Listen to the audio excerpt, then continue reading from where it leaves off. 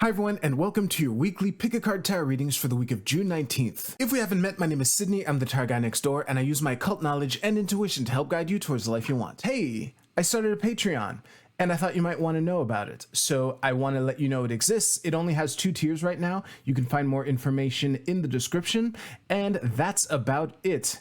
Let's get back to the video. I'll be doing 5 card open readings, and here are the decks that I have for you. We have the Universal Rider-Waite-Smith with yellow calcite, the Tarot de Marseille with green aventurine, and the Morgan Greer Tarot with amethyst. We also have 4 different oracle cards to choose from 4 different decks. So go ahead and pick which tarot deck and which oracle card resonate with you the most. It's totally fine if you're drawn to more than one, and of course you can pause this video if you need more time. As always with collective readings, take what resonates with you and leave aside what doesn't. If you want to jump straight to your reading, you'll find timestamps right below. And with that, let's go right to the readings. All right, group 1, let's see what we have for you for this week. Fun fact, you're the only group for whom cards didn't jump out. That means literally nothing, but I figured I might as well mention it. Don't panic at the scary looking card. And the Magician at the bottom of the deck. What did I tell you? This should be virtually perfect. Yeah, I'll take it. Give me a second. Group 1, for this week, I think you're being invited to take your own path and find your own way to go about the things that you want to do. And it's funny too, because I know, like, depending on which paths you've picked, if you've watched previous weeks, there have been themes of, getting along to go along to get along, letting guided, letting yourself get mentored by people. And this is a kind of break from that theme if you've encountered themes like this in the past in these readings. But the Hierophant reversed in the middle of your cross here is a pretty clear indicator of breaking from tradition, is what I'm reading here, especially this line here. The Eight of Cups, we'll get to why it's reversed, and the Threshold card, that is the Three of Wands with the Magician at the bottom of the deck. All of this is speaking to doing it your own way, basically, in spite or in the face of how things have traditionally been done. That this is a very, very strong theme in these 3 cards here. And you're also, and this might actually be when doing it the traditional way is leading to anxiety and stress, sometimes it's you and sometimes it's not.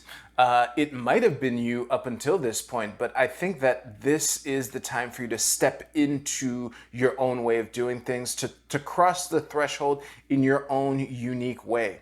I'm seeing the Eight of Cups reversed as fear of doing it. And the Two of Coins at the bottom of your cross here is an indicator to do it diligently, slowly but surely. I mean, the majority of your reading is reversed, that there's no denying that. However, the cards themselves do speak to your ability to, that this is a good time for you to begin the process. Do it slowly, diligently, in balance with the way things are typically done. Because here's the thing, and I've encountered this theme so many times over the last 3 years, it's crazy. If you just do the opposite, of a thing, then that thing still controls you.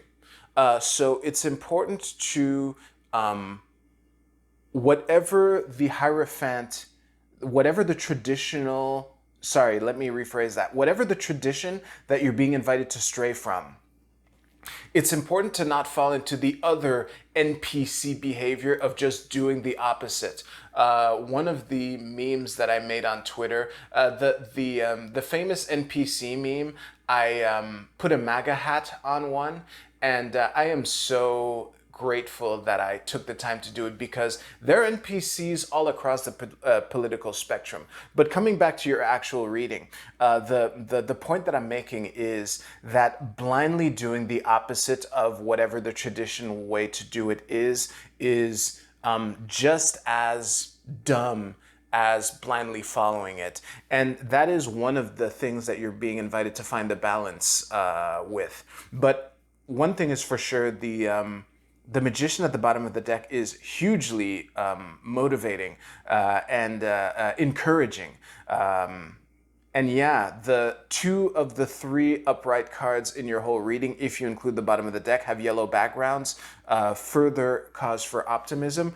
But yeah, don't beat yourself up and don't cut yourself short either. Maybe the anxiety that has led you to this point is caused by the fact that the things that you believe that are different are worthy of exploring, and you're being invited to explore them. This could also mean that exploring this might be the cause of anxiety, in which case, don't cut yourself short either way.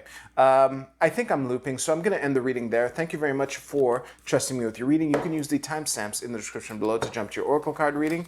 I'll see you there.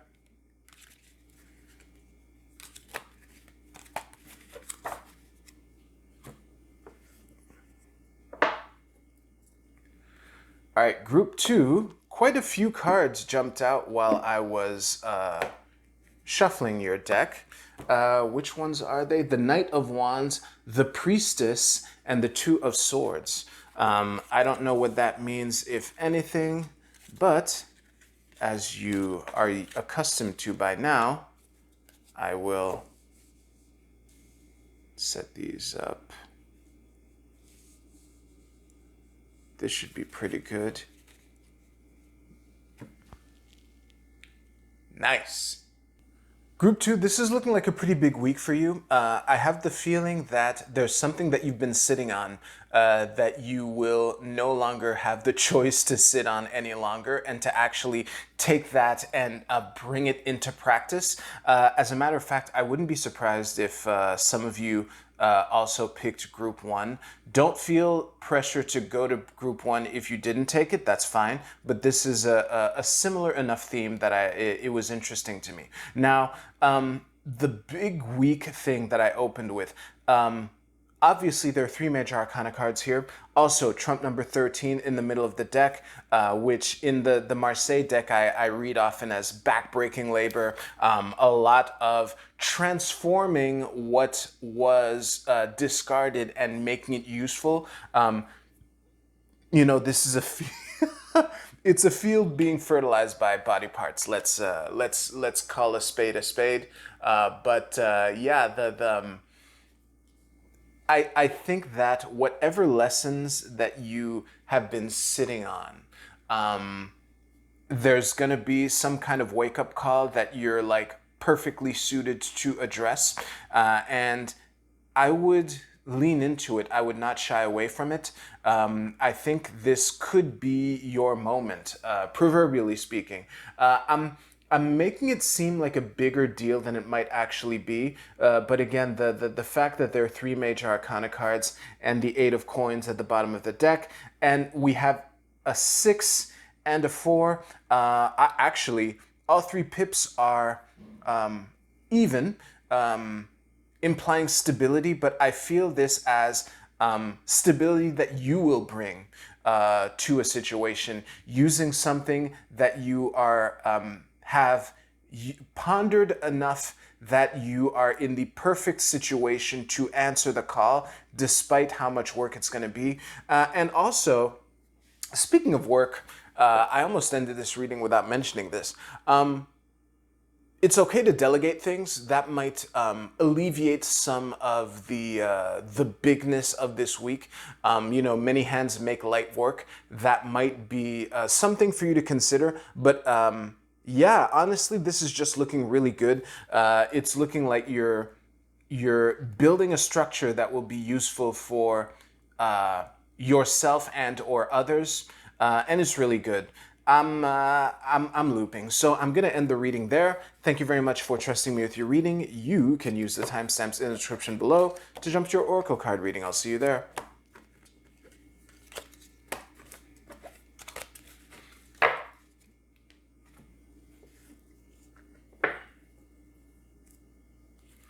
All right, group 3, while I was shuffling for you, 2 cards kind of turned enough that I got just a little glimpse at them. I didn't get a good look at them, but I'm assuming that they were the Six of Wands and the Ace of Cups, both reversed. So, oh yeah, this deck is small enough that I don't panic at the fact that the reading is almost entirely reversed.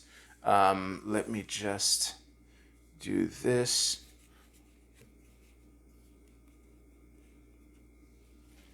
Is this crooked? This is good enough. Actually, no, it's not. Yeah, it's bugging me a little. There we go.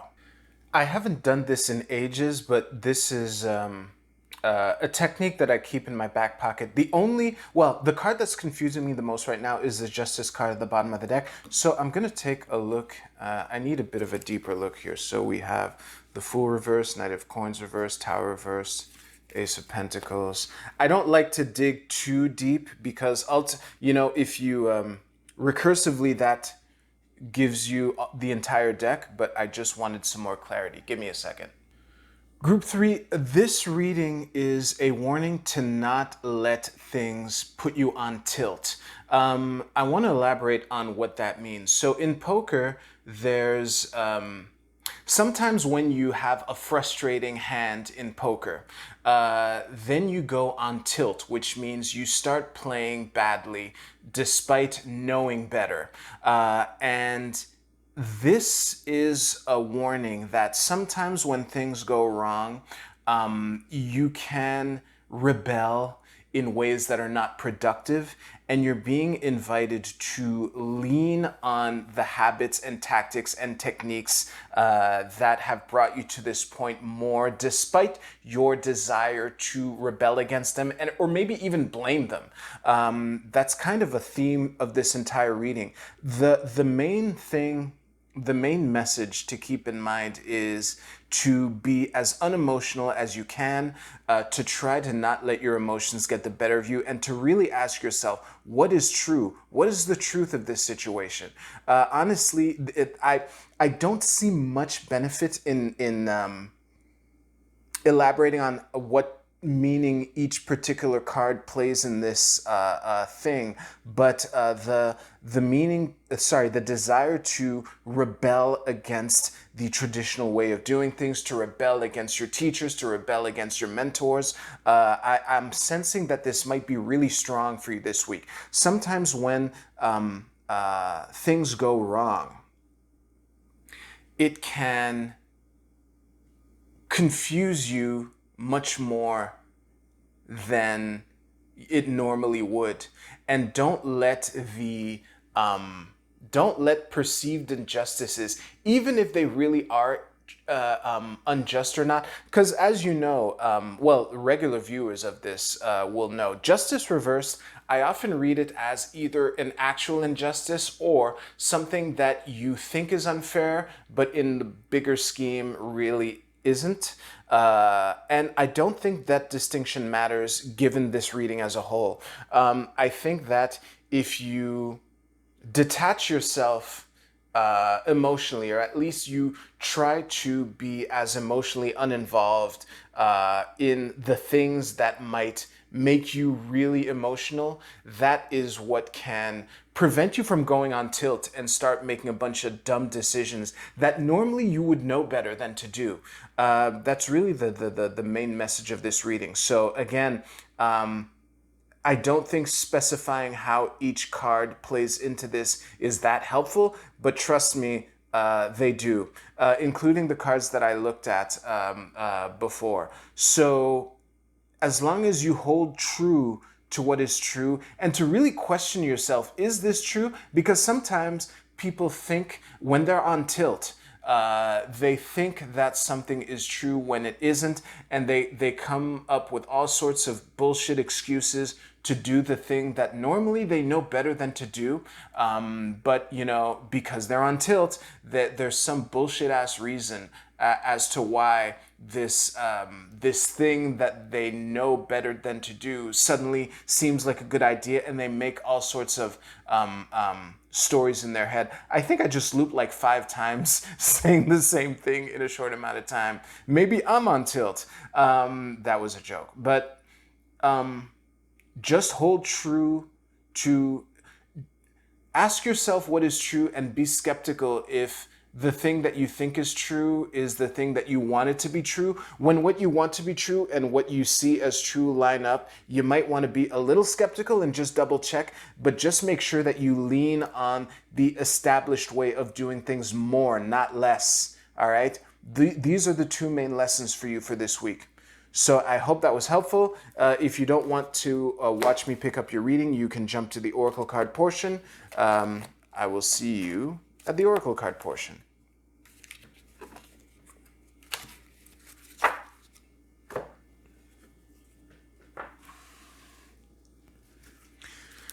All right, let's see. This should be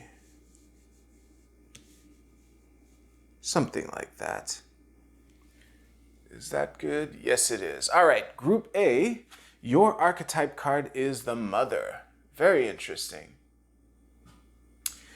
The light attributes are nurturance, patience, unconditional love, joy in giving birth to life. The shadow attribute is smothering or abandoning children, instilling guilt in children for becoming independent. Honestly, depending on your situation and depending on what this week has in store for you, I could see either interpretation being relevant to you this week. So just be take this card as an invitation to be patient and to be as joyful and gracious as you can this week. Gracious in the form of gratitude and gracious in the form of operating with grace. I really did mean both meanings when I said that. And to also not be too resentful when things don't go your way. That was pretty recurring theme in all 3 readings. Group B, your card is Chop Wood. Well, this is really clear. I don't even need to take a second to look at this. What is this? It's a broom with a face on it. Let me get you closer to it. But yeah, the reason this leapt out at me so much, there's a friend of mine who uses the phrase chop wood, carry water. It's probably a really well-known expression, but sometimes the things that need to be done in order for everything else to continue to exist are things that suck to do. Like in my case, dusting. I fucking hate dusting, which is why I don't do it as often as I should. And whatever the equivalent of dusting is for you, to really take this as a week to just grind your teeth and fucking chop wood and carry water, because not doing it might lead to bigger problems later on. So yeah, Group C, your card is Newman in Aquarius, open up to change. Well, as always, this deck has a phrase that is so fitting that it's difficult for me to add to it. But let me just say this. Sometimes the thing to change is stepping into your power when you've kind of been coasting for a while. And sometimes being open to change the change is some unexpected thing that on the surface might seem shitty, but to ask yourself, how is this actually a good thing? Those are the 2 main ways to interpret this card given the readings that I gave. Group D, your Egyptian god is Nephti, meditation. Well, if that isn't self-explanatory, center yourself this week. If you, on one hand, I feel like I say this a lot. On the other hand, I don't think I've said this in a while, so I'm just going to go for it. If you have a meditation practice, this is a good week to lean on it. If you don't have a meditation practice, this might be a good week to get started on it and to try it out. But I think that the centering yourself this week is going to be super important for you, whether for good reasons or bad reasons. Because sometimes you need to sometimes you need to center yourself to realize how awesome you are. Sometimes you need to center yourself to not get overwhelmed by the things that happen around you. That was a mic drop. So I'm going to end this video here. If you like this video, please give this video a like. It really does help out a lot. And on that note, y'all have a great Cancer season. I forgot to wish you a happy Cancer season, but hey, y'all have a great week. I'll see you soon.